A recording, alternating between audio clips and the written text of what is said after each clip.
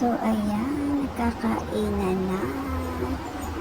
Tara, Lich, mga friends. Ayan, ang dami nating kinakain for today. Diba?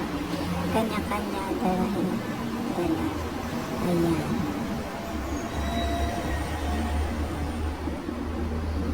Talaga namang kompleto. Ayan, ang favorite nating lahat. May daing. Ayan.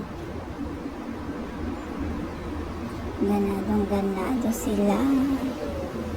Sige lang, kain lang. Dahil mamimiss nyo lang lahat yan pag nagsialisa na kayo. So, ayan. Mamimiss ninyo yan. Enjoy lang sa pagkain. Ayan. Dahil yung iba aalis na. Meron ng ibang papasukan. Yung namang iba magbabakasyon. So, ayan. Kaya, nagsalo-salo na ang magkakaibigan. So, ayan. Gana.